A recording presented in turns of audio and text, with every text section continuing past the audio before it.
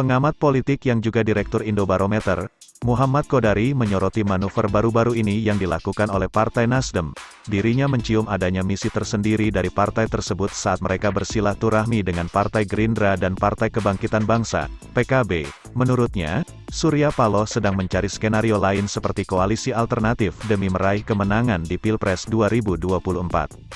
Hal tersebut mengingat pengusungan dari Anies Baswedan yang terkendala kerumitan akan siapa calon wakil presiden dari mantan Menteri Pendidikan tersebut. Kita tahu posisi Nasdem kan mencalonkan Anies sebagai calon presiden. Nah, komunikasi politik yang selama ini terjadi antara Nasdem adalah dengan Partai Demokrat dan PKS. Di sini rupanya menjadi sumber kerumitan tersendiri, karena Demokrat ingin AHY jadi wakilnya Anies Baswedan, sementara PKS ingin Ahmad Heriawan.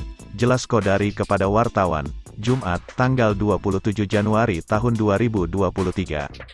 Ia menambahkan, di sisi lain, publik juga sudah paham, sejak awal Partai Gerindra sudah memiliki bakal capres sendiri yakni Prabowo Subianto, jadi kerumitan di koalisi perubahan ini, jelas Qodari, dinilai membuat Nasdem sepertinya khawatir dengan masa depan pencalonan Anies.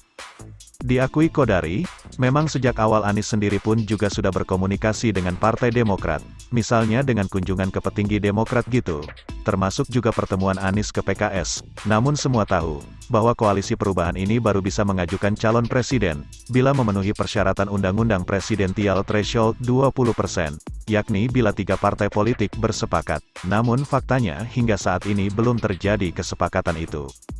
Jadi ya dalam situasi pertemuan Nasdem dengan Gerindra itu, saya melihat Nasdem ingin membuka kemungkinan-kemungkinan yang lainnya, kata Qodari. Qodari menuturkan, misalnya Nasdem masuk dalam koalisi gondang dia, sementara koalisi perubahan belum juga memutuskan bersama dan tidak kunjung terwujud. Maka Nasdem harus punya opsi yang lain untuk bisa berpartisipasi dalam proses politik yang ada. Sementara Demokrat dan PKS, yang kursi keduanya tidak jauh berbeda. Pertanyaannya, kata Qodari, kenapa Nasdem harus ke koalisi Gerindra dan PKB? Saya melihat karena koalisi yang masih memungkinkan dibangun pada hari ini koalisi gondang dia, antara Gerindra dan PKB, karena baru dia partai politik, sedangkan di koalisi Indonesia Bersatu, KIP, juga sudah penuh, tegas Qodari. Di KIP bisa dikatakan itu sudah penuh. Ada Golkar, ada PPP, ada PAN, dan kalau bergabung di sana, posisi Nasdem tidak akan signifikan, jadi Nasdem kalau masuk ke sana itu menjadi penggembira, imbuh dia. Sementara di koalisi Gerindra dan PKB karena baru 2 partai, menurut dia, masih mungkin kalau tambah 3 dengan Nasdem. Qodari menilai Nasdem tidak ke PDIP karena publik mengetahui hubungan PDIP dan Nasdem pada hari-hari ini memang tidak begitu bagus. Jadi memang opsinya enggak terlalu banyak, jadi kalau bukan dengan Demokrat dan PKS ya dengan Gerindra dan PKB begitu, imbuhnya. Jadi pertanyaan memang kenapa PKS dan Demokrat belum juga ada kata sepakat di cawapres pendamping Anies. Menurut Qodari, hal itu balik lagi kepada diskusi di awal, bahwa PKS masih bersikukuh ingin punya kadernya di posisi cawapres.